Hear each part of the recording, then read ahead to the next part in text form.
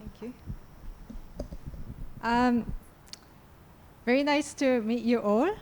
It's a great honor to stand here and share with you my experience with the succession planning process. First of all, I just want to say succession planning is one of the most difficult and complex thing that every organization facing, whether it's NGO, whether it's a corporate, whether it's a big company or small company. It's hard. It's very hard. But what's proven is if you are thinking about it, although you are busy, I know how many people, say that don't have time, too tied up. Oh, my leader is just still alive, still going, still active. Yeah, so we don't see a need, right? But if you don't have a proper framework process in place and look at this regular basis, you will never have anyone, in your mind and proactively developing them, right? So this is why it's so important that you have something in place, right? A time aside to do what's similar to what I'm going to share with you. I am not sharing this because it's perfect. I'm sharing this with you because I come from EY, and I did this for 9 years. And does it work? I would say about 60%. Yeah? Because it's very complex. You're dealing with humans here, right? And also you're dealing with something out of your control. Like what's happening in the market, talent scarcity, that's not your fault. That's just how it is. And I think this year, with the geopolitical situations, right, it's harder. But I'm sharing this because having something in place and not makes a big difference. Okay.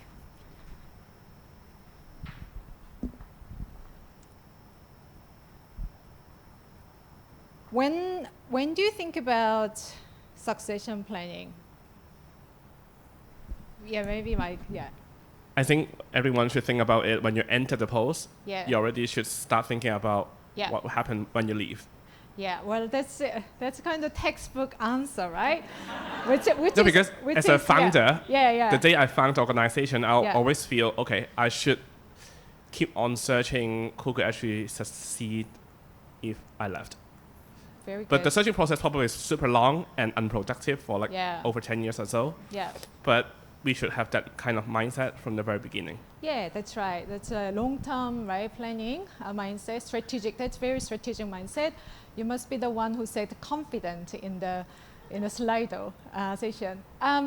Well, the reason that I asked you this question, you suddenly go, damn, I should have done the succession planning. When somebody who's very important leave your team. I don't have anyone. Oh my God, what am I gonna do? Like the person was doing so much, right? So that's a reactive piece. What happens? You go, well, we gotta, divide and conquer within the team that we have, right? Or, oh my God, this person joined about a year ago. Yeah, can you take that on? So you make the decision under pressure, which is never good for you and for the team and business continuity, right? And then, people don't have a visibility to where they can go in terms of their career, which demotivates them and can be a reason to leave, to find something that's more exciting in the market, right? And so retention is another piece that we need to think about. So from an employer perspective, it is really the business continuity, operational risk, and retention. From an employee perspective, it's so important because it's for their career development, and it's a recognition and reward.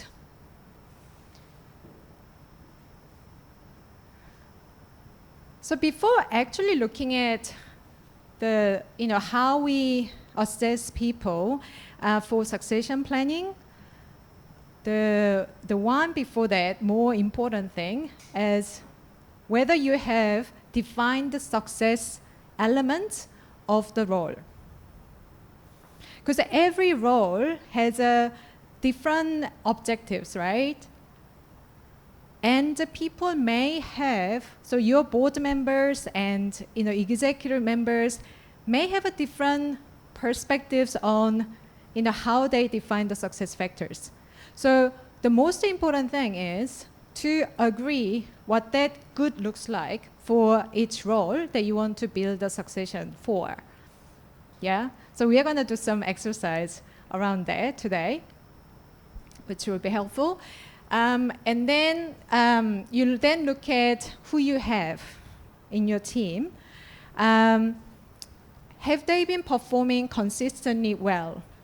It's not about 1 year really good because market was great, the next year not so good, right? Because market isn't great, or people are not cooperating. And so what you are looking for is somebody who's able to face the uncertainty and being able to make something out of the challenges that they're facing and being able to solve problems. And that is the potential bit that you need to assess. So the potential and readiness. So those are the two biggest elements that you consider for succession planning. Yeah. And in terms of readiness, what's your name? Sorry? Kenny? Kenny. Yeah. The gentleman here that I really appreciate with the comments. We really have to think about both the short term and long term. And start with immediate. Who's actually ready now? If a role becomes vacant, who can actually step in straight away? So that's important. And then, who can be ready in the next 1 to 3 years' time with a bit of development opportunity, exposure to new areas of working. And then the final one is 3+ years. So who actually start to show potential and performing well, but have areas that need to really develop. Might be a stakeholder engagement skills or external relationship skills. That's more advanced to their what their role requires at current stage.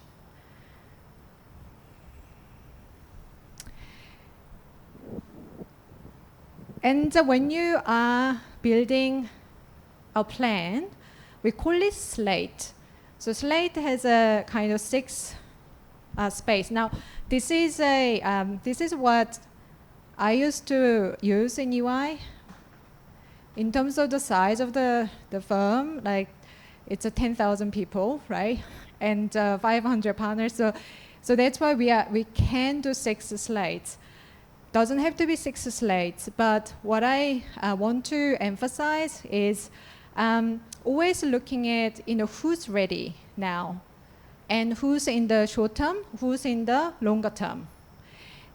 If you don't have anybody who can step in immediately, right? Depending on the role that you are filling in, though, if the role there's a risk of losing person in a near term, if you don't have anybody step in, then you've got some work to do to identify somebody external or quickly develop somebody, right? If you have somebody immediate but nobody else, then you're actually in better spot because you have some time to go and hire someone or develop somebody who has a potential, right? So that's what it means. Doesn't, please don't fixate with a number. And then the other thing that I want to emphasize is the diversity of the candidates in the succession plans. We all know diversity brings the innovation, teamwork, better teamwork, I think fun in the workplace too, right? Different perspectives meet and you have a better ideas. And so, as a leaders, you do have to think about, do we have somebody from a different background? The background can be all sorts of things, like country, even the gender difference, or the their education background, even. So think about those things, and do we only have people coming internally or externally as well? So think about that. And so in organizations, so I am now in a smaller firm. So we don't have the mass to actually build this level of slates. So we acquire firms quite often. So there can be one strategy in some organizations.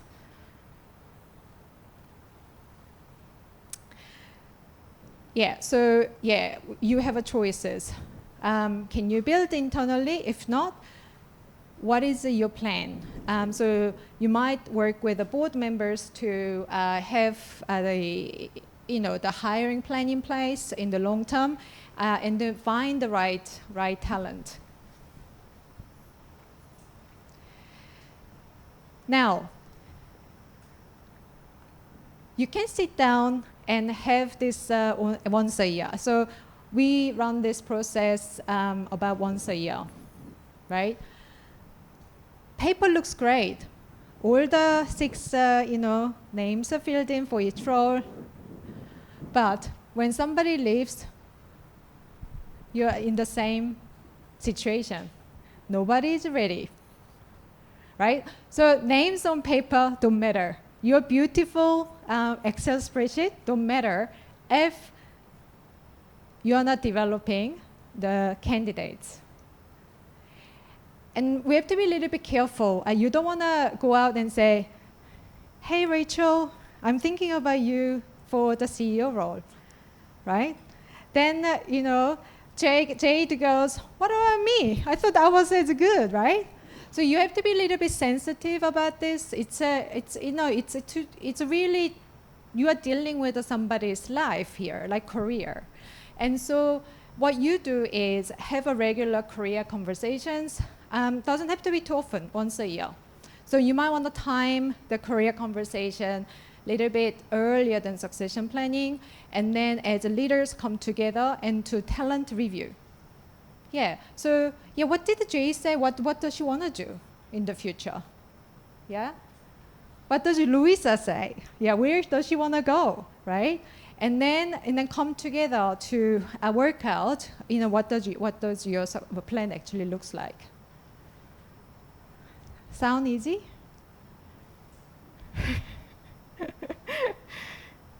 Good starting point, right?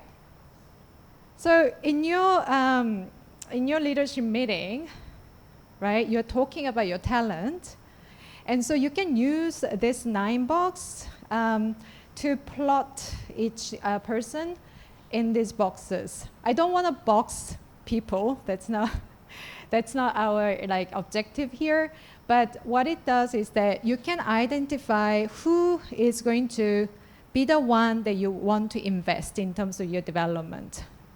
So top 4 corners, so obviously somebody sitting at the high performance, high potential, right? They're likely to be ready, immediate ready, right? Somebody who's sitting a future star, core player, high performer, there are some development to do. So, those are the ones who may sit in the short term or long term. And then you can also work out, okay, who do we have to actively performance manage? Because they are not performing. They have a potential not performing, so we need to have a different type of development plan for them, but not yet in the succession slate. So this actually is very commonly used in many organizations. So yeah, I highly recommend it in your leadership review. So 5 things to take away. One thing that I don't put it here is, remember, succession planning is complex. Don't try to solve on your own. You have this fantastic network, right?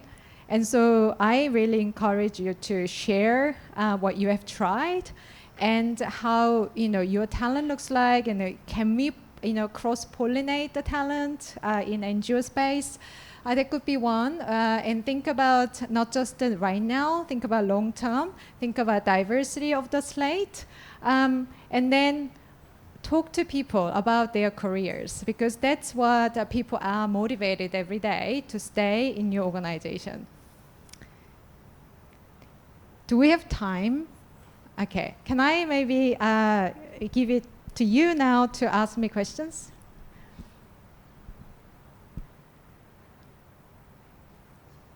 Oh, yeah. I think one of the challenges for succession planning is because of human nature. So someone wants to be important in the organization, then they will hold up information so that it's not so easily be replaced. I think this is by human nature that someone, will keep something to themselves that they didn't really share with others. No matter which hierarchy of people, I think they have that kind of nature built in. I think this is quite human. Yeah. So of course, in large organization, we always have system and use a lot of resources, try to eliminate this type of human nature. But how do we tackle that in small organizations? What a great question. I think one of the survey questions was about what's the issue, and it is about hoarding the knowledge and information, and it might not be their intent, but because they've been here for a very long time, they just have an institutional knowledge, right? Not just a small organization, even the big organization. Succession planning is not just CEO's responsibility. Every person in their role, they need to think about who they are growing. And so it's very important that you message this with all of your team members. Even at the lowest rank, they need to think about it. Oh my God, if I'm leaving, then it's my responsibility to think about who can take on. There are some people who behave in a way that they want to hoard everything. Now, there is a performance issue, if you ask me. That is and the behavior issue, right? Because that person may not be doing it intentionally, but there's an impact, right? What is the impact of the behavior?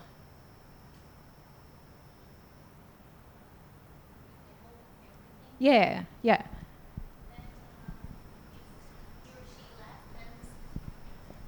If he or she left, then there is a hole of the whole workflow or in the company without those knowledge that they carry away. That's right. So there is a business continuity issue, but there's one more issue. Yes. Love it.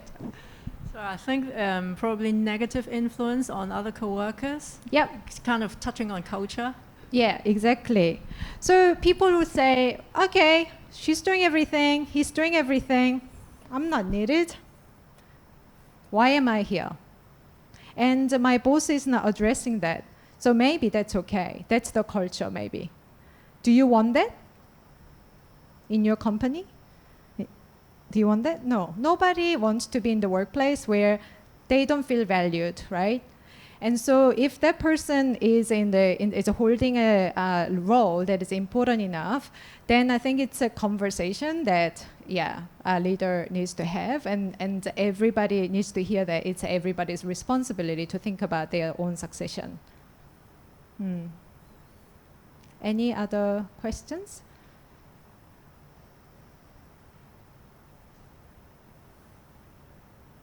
Then, are you ready to do some exercise? Something fun? Okay, let's put this into practice. Okay, I love I love how ACS comes up with this fun names. It's a red zone audit worksheet, right? So I think you all got this before coming to this workshop. It is for you to identify which roles have a highest risk if somebody leaves in their role.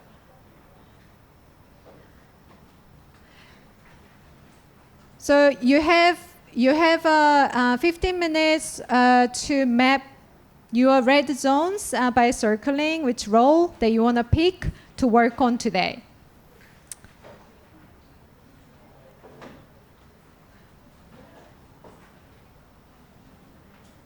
So you have the worksheet with you. So circle 1 or 2 roles that you want to focus on today. Who brought your org chart?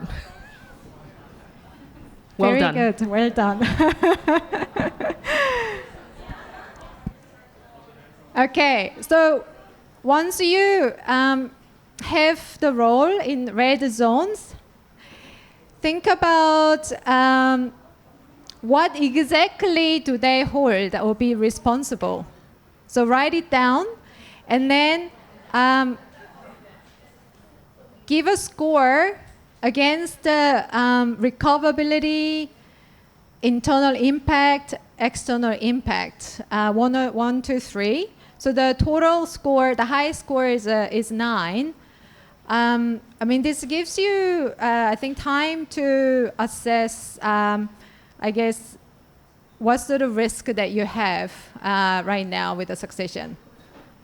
Does that make sense? Okay. And then after that, another individual work to write down most significant change, growth strategic priority in the next 3 years. And explore how the role must adapt so the organization can successfully achieve the 3-year goals. So you have, the table to write down the strategic goals for the next 3 years. And then think about, the role itself. And can the team run the responsibility at our future 3 years if this person leaves? Yeah? And then what is the team capability gap? So thinking, like looking forward, your goal, right? If this person leaves, what do we have to do with a team? Yeah, makes sense? So you have 30 minutes for those 2 individual work.